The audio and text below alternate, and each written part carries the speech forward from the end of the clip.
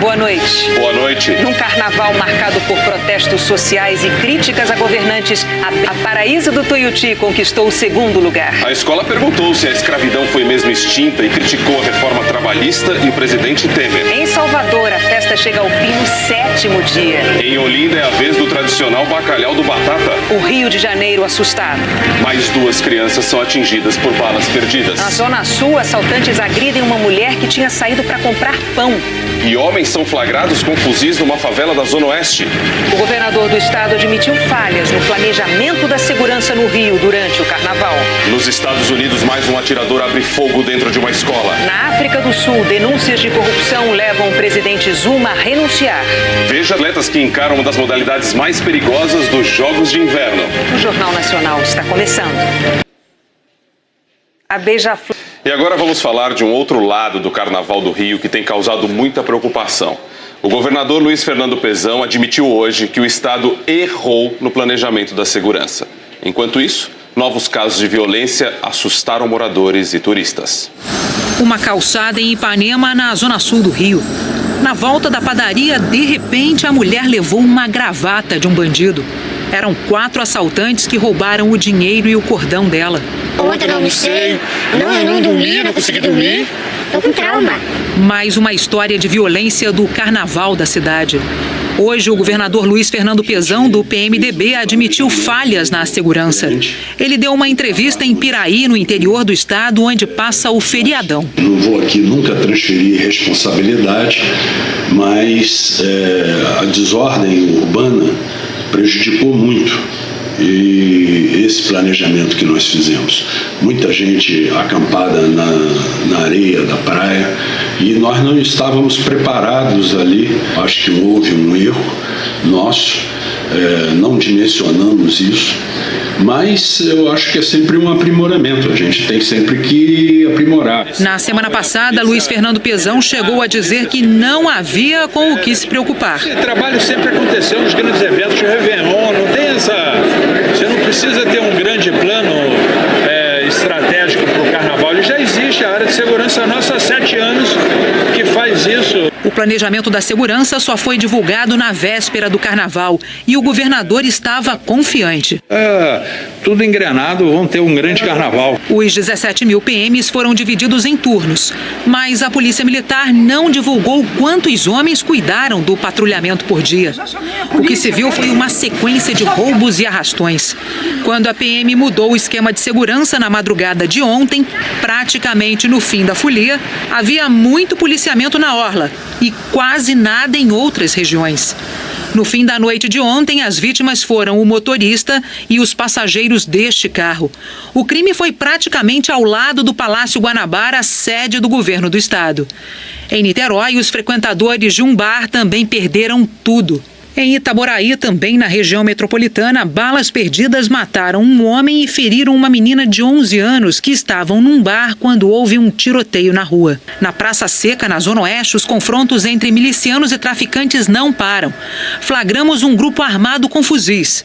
Nessa guerra, um menino de 12 anos foi atingido na perna por uma bala perdida. Neste carnaval, o aplicativo Onde Tem Tiroteio registrou 64 confrontos no estado, 50 deles somente na capital. A coordenadora da área de segurança do Ministério Público Estadual criticou o planejamento e vai cobrar mudanças. Nós precisamos fazer uma coisa que está faltando no Rio de Janeiro, que é uma integração verdadeira, efetiva. Todos falam em pacto, todos falam em se integrar, mas todos retêm informações e ninguém quer ceder o seu espaço de poder. A ideia do Ministério Público é fazer um planejamento com muita antecedência do Carnaval de 2019. O prefeito do Rio, Marcelo Crivella, do PRB, ainda não voltou do exterior. Hoje, a assessoria não informou os compromissos dele. O presidente da Rio Tour, a empresa de turismo da cidade, fez promessas para o ano que vem. Chegamos ao limite de megablocos em certos locais. Vamos definir 1 ou 2 locais que não atinjam moradores para que realmente esses megablocos tenham estrutura. Segurança, de limpeza, de educação, de consciência, de controle. É isso que a gente vai fazer para o próximo ano. O carnaval é um patrimônio do Rio. Em 2017, foram 6 milhões de foliões nos blocos da cidade. Esse ano devem ser ser 6,5 milhões até domingo pelos cálculos da própria prefeitura. Então não dá para dizer que foi inesperado. Era para ser uma coisa boa para a cidade. Mais turistas, mais dinheiro, mas sem planejamento, moradores e visitantes pagam um preço alto demais. Não é novidade para ninguém o tamanho do Carnaval de Rua do Rio, não é novidade hoje nem para o poder público, para o município, para o estado, para ninguém. Falta planejamento, falta se juntar para poder planejar e organizar aquilo que dá para fazer. Nós pedimos uma entrevista por telefone com o prefeito Marcelo Crivella. A assessoria dele mandou uma nota em que declara que a prefeitura apoia as ações de segurança pública, mesmo não sendo atribuição do município. Nós também pedimos uma entrevista à Secretaria Estadual de Segurança e um balanço dos casos de violência no Carnaval. A Secretaria se limitou a declarar que as estatísticas são divulgadas mensalmente de forma transparente. A Polícia Militar afirmou que mobilizou efetivos de todas as unidades para o policiamento do Carnaval, com a convocação de PMs de funções administrativas e os que estavam em férias. A Comissão de Segurança Pública da Assembleia Legislativa do Rio declarou que vai convocar a cúpula da segurança para explicar os casos de violência. Nós também pedimos um posicionamento ao Ministério da Defesa, que desde julho atua no Rio com tropas federais, mas não tivemos resposta. A superação da violência é o tema da campanha da Fraternidade deste ano, lançada hoje pela Conferência Nacional dos Bispos do Brasil. As missas da quarta-feira de cinzas que abrem a quaresma trataram da campanha. A Catedral da Sé, em São Paulo, ficou lotada. Na escadaria, jovens fizeram uma encenação contra a violência. A gente tem que olhar o outro como se fosse nós mesmos. Fraternidade e superação da violência é o tema da campanha. Mais importante que tudo é reflexão sobre o que se pode fazer para superar a violência. Neste caso, a campanha de fraternidade propõe que, primeiramente, a violência não é um problema dos outros, é um problema de todos. No lançamento da campanha em Brasília, foi lida uma mensagem do Papa Francisco. A paz é tecida no dia a dia, com paciência e misericórdia, no seio da família, na dinâmica da comunidade, nas relações de trabalho, na relação com a natureza. A campanha da Fraternidade lembra que o Brasil concentra 13% dos assassinatos que ocorrem em todo o mundo. A situação do Rio de Janeiro, sobretudo os últimos casos de violência no Carnaval, foi lembrada durante o lançamento. O presidente da CNBB e cardeal de Brasília, Dom Sérgio da Rocha, afirmou que a corrupção tira direitos da população. A corrupção é uma forma de violência e ela mata, por isso precisa ser combatida, uma vez que quando se desvia dinheiro público está se negando ao povo o direito à educação, o direito à saúde, à segurança pública e assim vai. Ele defendeu uma mudança geral de comportamento. Nós queremos dizer um não à violência nas redes sociais, nas ruas, nos diversos ambientes. Por isso, é preciso que esse não seja traduzido em atitudes pessoais, mas também nós precisamos, sim, do poder público que nos ajude a superar as causas da violência. A presidente do Supremo Tribunal Federal, ministra Carmen Lúcia, disse que o judiciário tem papel importante no combate à violência. Essa pacificação que o Poder Judiciário procura permanentemente, que o juiz brasileiro, o juiz em todo o mundo, busca exatamente resolver de forma racional, aplicando o direito, repito, pela solução de conflitos, mas que precisa de se transformar num momento de fraternidade, porque como aplicar a fraternidade quando a delicadeza com o outro, a crença no outro e a solidariedade com o outro não é a regra. Um atirador abriu fogo numa escola no estado americano da Flórida. Vamos então conversar com o Tiago Eltz, que está em Nova York acompanhando essa história e traz mais informações para a gente. Boa noite, Tiago. Oi, boa noite, Rodrigo. Boa noite a todos. O chefe local da polícia disse que há 14 feridos, mas outras autoridades falaram em um número maior. As informações ainda estão desencontradas. As autoridades também falam em várias mortes, mas ainda não tem um número oficial. As informações, como eu disse, ainda estão chegando. Dessa vez, o atirador levou o pânico a Parkland, a cerca de 70 quilômetros de Miami. Tudo começou por volta das 2h30 da tarde na Flórida, 5h30 aí no Brasil. Os primeiros relatos são de que o alarme de incêndio tocou, os alunos começaram a sair das salas, achando que fosse um treinamento, então os tiros começaram. A polícia chegou rapidamente e vasculhou a área à procura do atirador. A escola tem 3.000 estudantes. Os primeiros correram desesperados, mas logo a polícia organizou a saída. Saíram em fila e com as mãos na cabeça.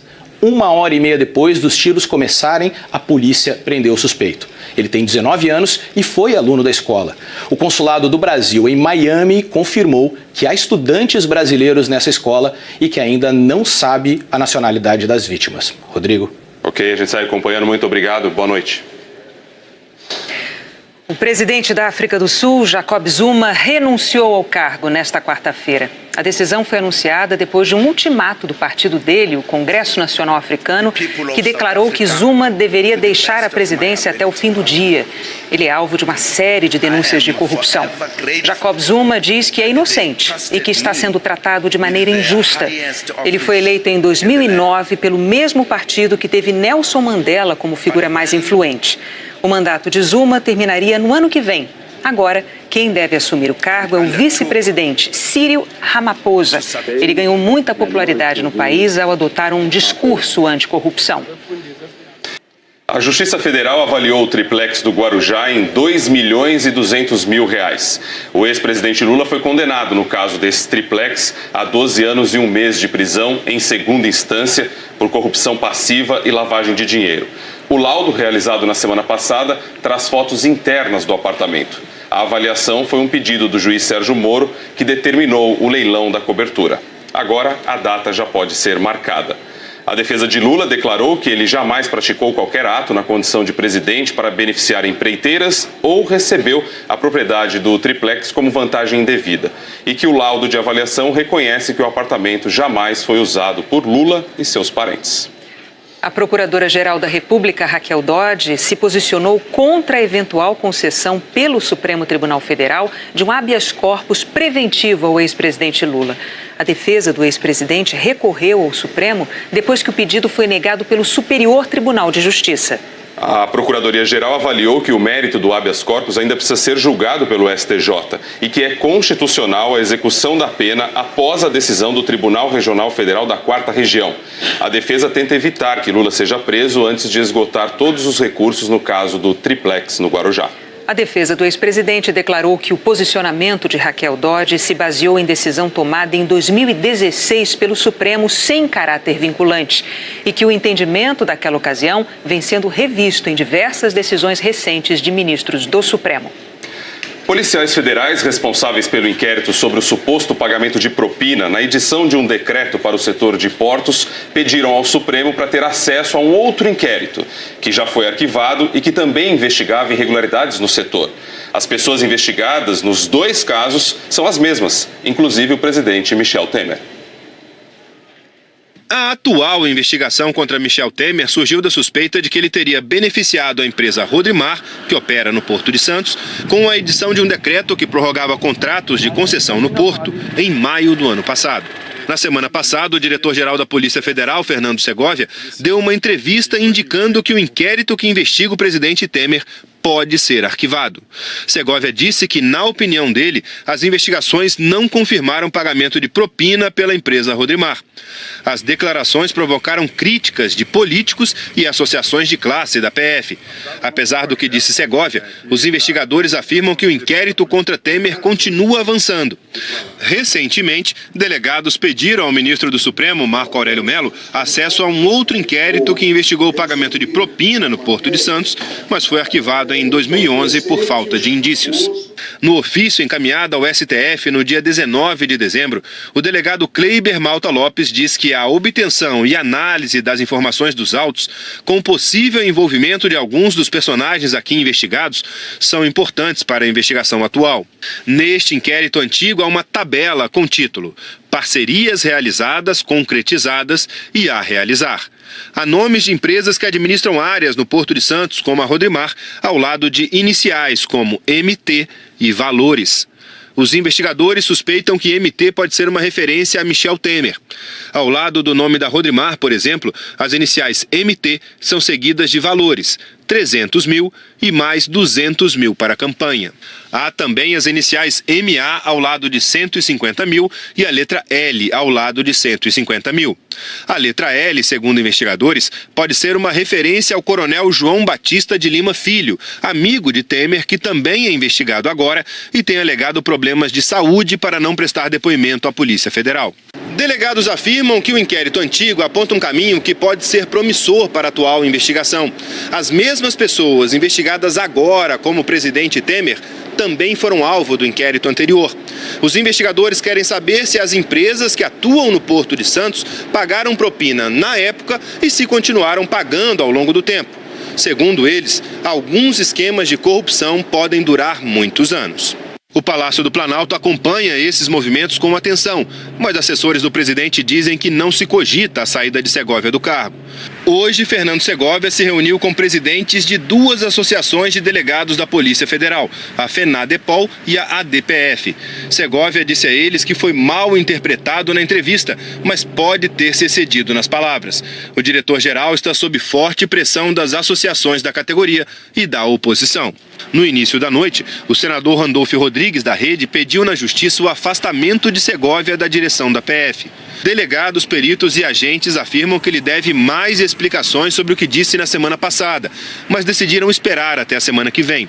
Na segunda, Segovia terá que ir pessoalmente ao Supremo Tribunal Federal dar informações ao ministro Luiz Roberto Barroso, relator do inquérito dos portos no Supremo. No despacho, Barroso disse que o inquérito tem diversas diligências pendentes, razão pela qual não devem ser objeto de comentários públicos. Como o inquérito antigo foi arquivado, não há investigação referente a este caso contra qualquer um dos citados. A Rodrimar declarou que nunca recebeu qualquer privilégio do poder público. O Palácio do Planalto não quis comentar e nós não conseguimos contato com a defesa do Coronel Lima. A decisão final sobre a posse da deputada Cristiane Brasil, do PTB, no Ministério do Trabalho, caberá ao Supremo Tribunal Federal. A presidente do STF, a ministra Carmen Lúcia, entendeu que, por se tratar de uma questão de moralidade administrativa, a competência para julgar o caso é do Supremo. A ministra determinou o encaminhamento imediato do processo que estava no Superior Tribunal de Justiça. Cristiane Brasil foi nomeada para o cargo no início de janeiro, mas a posse foi suspensa logo depois por uma liminar baseada no fato de Cristiane já ter sido condenada na Justiça Trabalhista. O governo e a própria deputada recorreram. Uma outra liminar do vice-presidente do STJ, Humberto Martins, chegou a liberar a posse, mas foi derrubada por Carmen Lúcia. Cristiane Brasil disse que respeita a decisão da presidente do Supremo e reforçou o pedido para que o resultado saia em breve. Vamos voltar a falar de carnaval. Em Olinda, quem não consegue aproveitar a festa ganha uma última chance na quarta-feira de cinzas. Milhares de foliões se reuniram hoje nas ladeiras da cidade para o Bacalhau do Batata. Há 56 anos, o garçom Isaías Ferreira da Silva criou o bloco da quarta-feira de cinzas para conseguir aproveitar um pouco a festa. O desfile acabou se tornando um dos mais tradicionais do carnaval pernambucano. Em Salvador também, a chamada final para os foliões é no arrastão da quarta-feira de cinzas. Eles amanheceram sambando à espera do arrastão. E olha que muitos nem foram para casa. De ontem, das 14 horas, eu cheguei na avenida e vim para cá, só quando chegar em casa agora. O cantor baiano Daniel Vieira, que faz música sertaneja, e o pagodeiro Léo Santana se encarregaram de comandar a festa sem cordas. Há mais de 20 anos, o Arrastão da Quarta-feira puxa os últimos foliões do Carnaval de Salvador. Quem dá duro na festa, como garçons, seguranças e cordeiros de blocos, enfim, tem a chance de curtir um pouquinho da folia ao lado de quem só se diverte nesses dias. E mais uma vez, uma multidão invade o circuito Barrão-Dito. Tem que pegar pelos 6 dias que eu não curti. Santo Arrastão, hein? Santo Arrastão. Se não fosse ele, não seria nada de nós. E aparece cada figura. O Homem-Aranha é sempre assim. A gente sobe nas paredes, mas no chão também tem muito samba no pé. Essa turma aproveitou até os últimos minutos e ainda queria mais. Vai deixar muita saudade no coração, porque carnaval é uma alegria e deixa a gente maluco. Eu tô ficando maluco aqui nesse arrastão. Eu não quero que acabe, não. Mais do que merecido, não é? Jornal Nacional terminando aqui, logo depois de O Outro Lado do Paraíso, tem futebol na Globo, Big Brother Brasil e o Jornal da Globo. Boa noite. Boa noite. Alguns esquemas de corrupção podem durar muitos anos. O Palácio do Planalto acompanha esses movimentos com atenção, mas assessores do presidente dizem que não se cogita a saída de Segovia do cargo. Hoje, Fernando Segovia se reuniu com presidentes de 2 associações de delegados da Polícia Federal, a FENADEPOL e a ADPF. Segovia disse a eles que foi mal interpretado na entrevista, mas pode ter se excedido nas palavras. O diretor-geral está sob forte pressão das associações da categoria e da oposição. No início da noite, o senador Randolfo Rodrigues, da Rede, pediu na Justiça o afastamento de Segovia da direção da PF. Delegados, peritos e agentes afirmam que ele deve mais explicações sobre o que disse na semana passada, mas decidiram esperar até a semana que vem. Na segunda, Segovia terá que ir pessoalmente ao Supremo Tribunal Federal dar informações ao ministro Luiz Roberto Barroso, relator do inquérito dos portos no Supremo. No despacho, Barroso disse que o inquérito tem diversas diligências pendentes, razão pela qual não devem ser objeto de comentários públicos. Como o inquérito antigo foi arquivado, não há investigação referente a este caso contra qualquer um dos citados. A Rodrimar declarou que nunca recebeu qualquer privilégio do poder público. O Palácio do Planalto não quis comentar e nós não conseguimos contato com a defesa do Coronel Lima. A decisão final sobre a posse da deputada Cristiane Brasil, do PTB, no Ministério do Trabalho, caberá ao Supremo Tribunal Federal. A presidente do STF, a ministra Carmen Lúcia, entendeu que, por se tratar de uma questão de moralidade administrativa, a competência para julgar o caso é do Supremo. A ministra determinou o encaminhamento imediato do processo que estava no Superior Tribunal de Justiça. Cristiane Brasil foi nomeada para o cargo no início de janeiro, mas a posse foi suspensa logo depois por uma liminar baseada no fato de Cristiane já ter sido condenada na Justiça Trabalhista. O governo e a própria deputada recorreram. Uma outra liminar do vice-presidente do STJ, Humberto Martins, chegou a liberar a posse, mas foi derrubada por Carmen Lúcia. Cristiane Brasil disse que respeita a decisão da presidente do Supremo e reforçou o pedido para que o resultado saia em breve. Vamos voltar a falar de carnaval. Em Olinda, quem não consegue aproveitar a festa ganha uma última chance na quarta-feira de cinzas. Milhares de foliões se reuniram hoje nas ladeiras da cidade para o Bacalhau do Batata. Há 56 anos, o garçom Isaías Ferreira da Silva criou o bloco da quarta-feira de cinzas para conseguir aproveitar um pouco a festa. O desfile acabou se tornando um dos mais tradicionais do carnaval pernambucano. Em Salvador também, a chamada final para os foliões é no Arrastão da quarta-feira de cinzas. Eles amanheceram sambando à espera do arrastão. E olha que muitos nem foram para casa. De ontem, das 14 horas, eu cheguei na avenida e vim para cá. Só com... 6 milhões e 200 mil reais. O ex-presidente Lula foi condenado no caso desse triplex a 12 anos e 1 mês de prisão em segunda instância por corrupção passiva e lavagem de dinheiro. O laudo, realizado na semana passada, traz fotos internas do apartamento. A avaliação foi um pedido do juiz Sérgio Moro, que determinou o leilão da cobertura. Agora, a data já pode ser marcada. A defesa de Lula declarou que ele jamais praticou qualquer ato na condição de presidente para beneficiar empreiteiras ou recebeu a propriedade do triplex como vantagem indevida. E que o laudo de avaliação reconhece que o apartamento jamais foi usado por Lula e seus parentes. A Procuradora-Geral da República, Raquel Dodge, se posicionou contra a eventual concessão pelo Supremo Tribunal Federal de um habeas corpus preventivo ao ex-presidente Lula. A defesa do ex-presidente recorreu ao Supremo depois que o pedido foi negado pelo Superior Tribunal de Justiça. A Procuradoria-Geral avaliou que o mérito do habeas corpus ainda precisa ser julgado pelo STJ e que é constitucional a execução da pena após a decisão do Tribunal Regional Federal da 4ª Região. A defesa tenta evitar que Lula seja preso antes de esgotar todos os recursos no caso do triplex no Guarujá. A defesa do ex-presidente declarou que o posicionamento de Raquel Dodge se baseou em decisão tomada em 2016 pelo Supremo sem caráter vinculante e que o entendimento daquela ocasião vem sendo revisto em diversas decisões recentes de ministros do Supremo. Policiais federais responsáveis pelo inquérito sobre o suposto pagamento de propina na edição de um decreto para o setor de portos pediram ao Supremo para ter acesso a um outro inquérito, que já foi arquivado e que também investigava irregularidades no setor. As pessoas investigadas nos 2 casos são as mesmas, inclusive o presidente Michel Temer. A atual investigação contra Michel Temer surgiu da suspeita de que ele teria beneficiado a empresa Rodrimar, que opera no Porto de Santos, com a edição de um decreto que prorrogava contratos de concessão no Porto em maio do ano passado.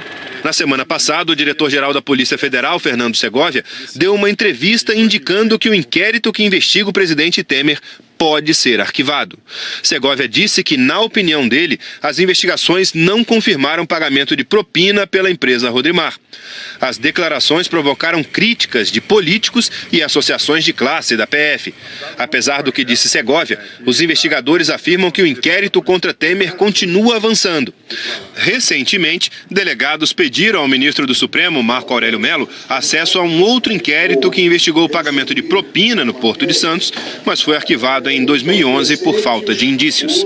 No ofício encaminhado ao STF no dia 19 de dezembro, o delegado Kleiber Malta Lopes diz que a obtenção e análise das informações dos autos, com possível envolvimento de alguns dos personagens aqui investigados, são... Veja atletas que encaram uma das modalidades mais perigosas dos Jogos de Inverno. O Jornal Nacional está começando. A Beija-Flor... E agora vamos falar de um outro lado do Carnaval do Rio que tem causado muita preocupação. O governador Luiz Fernando Pezão admitiu hoje que o estado errou no planejamento da segurança. Enquanto isso, novos casos de violência assustaram moradores e turistas. Uma calçada em Ipanema, na zona sul do Rio. Na volta da padaria, de repente, a mulher levou uma gravata de um bandido. Eram 4 assaltantes que roubaram o dinheiro e o cordão dela. Ontem eu não sei, eu não dormi, não consegui dormir. Tô com trauma. Mais uma história de violência do carnaval da cidade. Hoje, o governador Luiz Fernando Pezão, do PMDB, admitiu falhas na segurança. Ele deu uma entrevista em Piraí, no interior do estado, onde passa o feriadão. Não vou aqui nunca transferir responsabilidade, mas a desordem urbana prejudicou muito. E esse planejamento que nós fizemos, muita gente acampada na areia da praia, e nós não estávamos preparados ali. Acho que houve um erro nosso, não dimensionamos isso, mas eu acho que é sempre um aprimoramento, a gente tem sempre que aprimorar. Na semana passada, Luiz Fernando Pezão chegou a dizer que não havia com o que se preocupar. Esse trabalho sempre aconteceu nos grandes eventos de Réveillon, não tem essa... Você não precisa ter um grande plano estratégico para o carnaval, ele já existe, a área de segurança nossa há 7 anos que faz isso. O planejamento da segurança só foi divulgado na véspera do carnaval e o governador estava confiante. Tudo engrenado, vão ter um grande carnaval. Os 17 mil PMs foram divididos em turnos, mas a Polícia Militar não divulgou quantos homens cuidaram do patrulhamento por dia. O que se viu foi uma sequência de roubos e arrastões. Quando a PM mudou o esquema de segurança na madrugada de ontem, praticamente no fim da folia, havia muito policiamento na orla e quase nada em outras regiões. No fim da noite de ontem, as vítimas foram o motorista e os passageiros deste carro. O crime foi praticamente ao lado do Palácio Guanabara, sede do governo do estado. Em Niterói, os frequentadores de um bar também perderam tudo. Em Itaboraí, também na região metropolitana, balas perdidas mataram um homem e feriram uma menina de 11 anos que estavam num bar quando houve um tiroteio na rua. Na Praça Seca, na Zona Oeste, os confrontos entre milicianos e traficantes não param. Flagramos um grupo armado com fuzis. Nessa guerra, um menino de 12 anos foi atingido na perna por uma bala perdida. Neste carnaval, o aplicativo Onde Tem Tiroteio registrou 64 confrontos no estado. Uma calçada em Ipanema, na zona sul do Rio. Na volta da padaria, de repente, a mulher levou uma gravata de um bandido. Eram 4 assaltantes que roubaram o dinheiro e o cordão dela. Ontem eu não sei, eu não dormi, não consegui dormir. Tô com trauma. Mais uma história de violência do carnaval da cidade. Hoje, o governador Luiz Fernando Pezão, do PMDB, admitiu falhas na segurança. Ele deu uma entrevista em Piraí, no interior do estado, onde passa o feriadão. Não vou aqui nunca transferir responsabilidade, mas a desordem urbana prejudicou muito. E esse planejamento que nós fizemos, muita gente acampada na areia da praia, e nós não estávamos preparados ali. Acho que houve um erro nosso, não dimensionamos isso, mas eu acho que é sempre um aprimoramento, a gente tem sempre que aprimorar. Na semana passada, Luiz Fernando Pezão chegou a dizer que não havia com o que se preocupar. Esse trabalho sempre aconteceu nos grandes eventos de Réveillon, não tem essa... Você não precisa ter um grande plano estratégico para o carnaval, ele já existe, a área de segurança nossa há 7 anos que faz isso. O planejamento da segurança só foi divulgado na véspera do carnaval e o governador estava confiante. Tudo engrenado, vão ter um grande carnaval. Os 17 mil PMs foram divididos em turnos, mas a Polícia Militar não divulgou quantos homens cuidaram do patrulhamento por dia. O que se viu foi uma sequência de roubos e arrastões. Quando a PM mudou o esquema de segurança na madrugada de ontem, praticamente no fim da folia, havia muito policiamento na orla e quase nada em outras regiões. No fim da noite de ontem, as vítimas foram o motorista e os passageiros deste carro. O crime foi praticamente ao lado do Palácio Guanabara, sede do governo do estado. Em Niterói, os frequentadores de um bar também perderam tudo. Em Itaboraí, também na região metropolitana, balas perdidas mataram um homem e feriram uma menina de 11 anos que estavam num bar quando houve um tiroteio na rua. Na Praça Seca, na Zona Oeste, os confrontos entre milicianos e traficantes não param. Flagramos um grupo armado com fuzis. Nessa guerra, um menino de 12 anos foi atingido na perna por uma bala perdida. Neste carnaval, o aplicativo Onde Tem Tiroteio registrou 64 confrontos no estado, 50 deles somente na capital. A coordenadora da área de segurança do Ministério Público Estadual criticou o planejamento e vai cobrar mudanças. Nós precisamos fazer uma coisa que está faltando no Rio de Janeiro, que é uma integração verdadeira, efetiva. Todos falam em pacto, todos falam em se integrar, mas todos retêm informações. E meia depois dos tiros começarem, a polícia prendeu o suspeito. Ele tem 19 anos e foi aluno da escola. O Consulado do Brasil em Miami confirmou que há estudantes brasileiros nessa escola e que ainda não sabe a nacionalidade das vítimas. Rodrigo. Ok, a gente sai acompanhando. Muito obrigado. Boa noite. O presidente da África do Sul, Jacob Zuma, renunciou ao cargo nesta quarta-feira. A decisão foi anunciada depois de um ultimato do partido dele, o Congresso Nacional Africano, que declarou que Zuma deveria deixar a presidência até o fim do dia. Ele é alvo de uma série de denúncias de corrupção. Jacob Zuma diz que é inocente e que está sendo tratado de maneira injusta. Ele foi eleito em 2009 pelo mesmo partido que teve Nelson Mandela como figura mais influente. O mandato de Zuma terminaria no ano que vem. Agora, quem deve assumir o cargo é o vice-presidente Cyril Ramaphosa. Ele ganhou muita popularidade no país ao adotar um discurso anticorrupção. A Justiça Federal avaliou o triplex do Guarujá em R$2.200.000. O ex-presidente Lula foi condenado no caso desse triplex a 12 anos e 1 mês de prisão em segunda instância por corrupção passiva e lavagem de dinheiro. O laudo, realizado na semana passada, traz fotos internas do apartamento. A avaliação foi um pedido do juiz Sérgio Moro, que determinou o leilão da cobertura. Agora, a data já pode ser marcada.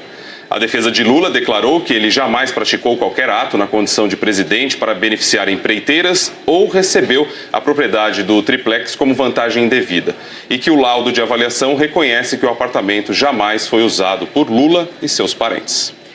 A Procuradora-Geral da República, Raquel Dodge, se posicionou contra a eventual concessão pelo Supremo Tribunal Federal de um habeas corpus preventivo ao ex-presidente Lula. A defesa do ex-presidente recorreu ao Supremo depois que o pedido foi negado pelo Superior Tribunal de Justiça. A Procuradoria-Geral avaliou que o mérito do habeas corpus ainda precisa ser julgado pelo STJ e que é constitucional a execução da pena após a decisão do Tribunal Regional Federal da 4ª Região. A defesa tenta evitar que Lula seja preso antes de esgotar todos os recursos no caso do triplex no Guarujá. A defesa do ex-presidente declarou que o posicionamento de Raquel Dodge se baseou em decisão tomada em 2016 pelo Supremo sem caráter vinculante e que o entendimento daquela ocasião vem sendo revisto em diversas decisões recentes de ministros do Supremo. Policiais federais responsáveis pelo inquérito sobre o suposto pagamento de propina na edição de um decreto para o setor de portos pediram ao Supremo para ter acesso a um outro inquérito, que já foi arquivado e que também investigava irregularidades no setor. As pessoas investigadas nos 2 casos são as mesmas, inclusive o presidente Michel Temer. A atual investigação contra Michel